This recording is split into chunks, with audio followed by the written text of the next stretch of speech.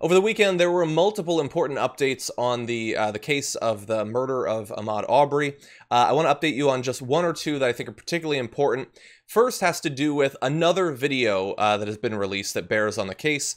The Atlanta Journal-Constitution published surveillance footage on Saturday that shows a figure entering a house under construction that day shortly before the shooting, lingering for a few minutes, and then jogging toward the location where the three men later confronted Ahmaud Arbery. And, you know, when that video came out that showed that he had walked, someone, we don't know for sure, it's believed that it was possibly him, had walked into this building under construction, looked around for a couple of minutes, and then left. It is amazing the extent to which that seemed to, for many on the right, confirm, oh yeah, no, his murder was totally justified. And that is what I saw from them. For reasonable people, I saw a lot of people responding with, yeah, I've looked at buildings under construction. I've poked my head in. When I was a kid, we used to sneak into abandoned houses and houses that were being built. It was cool. That's what we used to do. I was never murdered over it. If I had been, it would have been considered a tragedy by everyone. For some reason, this one isn't. But anyway, we have a little bit more on this. But Francesca, what do you think about the new video that was released? Yeah, I mean, once again, it's just jogging while black. It's doing anything that if you were not a black person in America, you would not be brutalized. You would not, no one would think anything of it. No one would, you know, you can't even go into a market without being followed around, or a retail store without being followed around in this country. You can't play loud music. You can't, it's just add to the list. Mm-hmm. And like half the reason people walk around neighborhoods is to look at the construction building. I want to look at homes. I want to see what are they building? Ooh, wow. Ooh, like that's very, very normal. And it's all just an excuse. It's total BS. Like, obviously, I think if it means nothing. Oh, so there was a surveillance video of maybe him looking at a construction site. Who cares? He should have never been killed. 100%. It shows no illegal activity. And again, as I've said from the beginning, even if it did, it would not justify a couple of whack jobs driving out and murdering someone. So really fast, I want to give you a statement from, this is Lee Merritt, Arbery family attorney, put out a statement after the video came out saying he engaged in no legal activity and remained for only a brief period. Ahmaud did not take anything from the construction site. He did not cause any damage to the property. And importantly, Larry English, the man who owns the house under construction, told the Washington Post that the structure was not robbed. And he went on to say, it's completely wrong. I've never had a police report or anything stolen from my property or any kind of robbery. And he went on to say, I don't think anyone should ever have to lose a child. It's not supposed to be that way. And he, felt for the family for what ended up happening and doesn't like being used by the right wing in its attempt to once again justify the unjustifiable. I wonder if they'll reach out for an interview with him. Yeah, exactly. Yeah, Breitbart is they really want his opinion.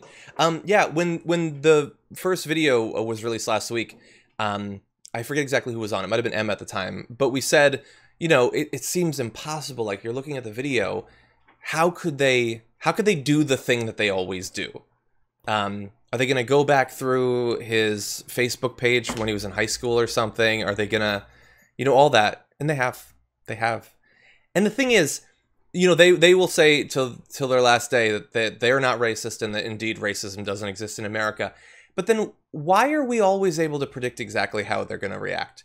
Why is it that it's not like some of them are defending the vigilantes? All of them are, as predicted. Why are all of them always on the side of the white guy who kills the black guy? Why should it be so predictable? If it's not a racial thing, as they will say that it's not, yes, how do we always know?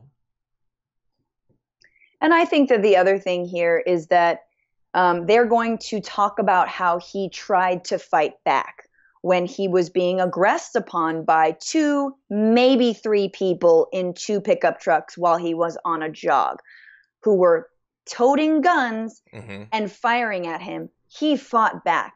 Well, guess what?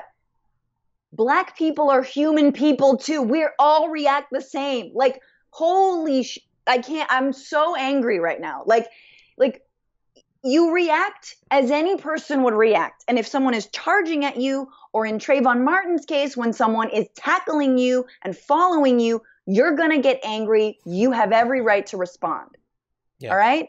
And so they're going to use that against him. And it makes me so angry because once again, you're dehumanizing African Americans in this country. You're criminalizing blackness.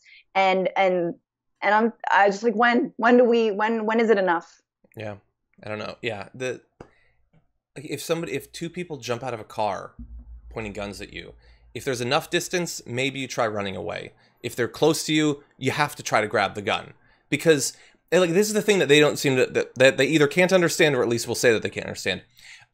When these two sorts of guys jump out of a car pointing guns at you, the first thought that a rational human is not, oh, these are upstanding citizens who want to conduct a citizen's arrest. They're just concerned about law and order in the area. That's why they grabbed shotguns and jumped in their pickup truck.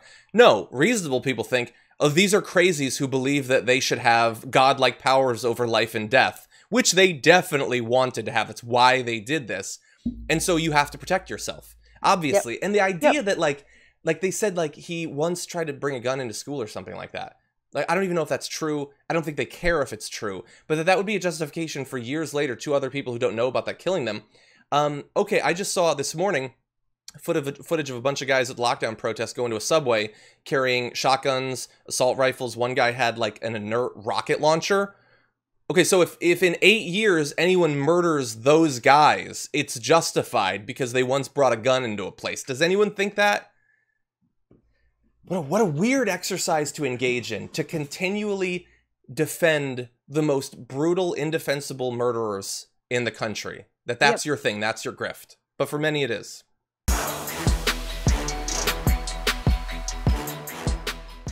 Check out the Damage Report podcast each day, wherever you get your podcasts, whether Pocket Casts or Stitcher or iTunes. You can join me as I give you the news and stories you want, with a range of co-hosts and interview guests jumping in on the fun each day. Again, that's the Damage Report, wherever you get your podcasts. And if you get them at iTunes, don't forget to rate and review. Sometimes I'll read them live on the show.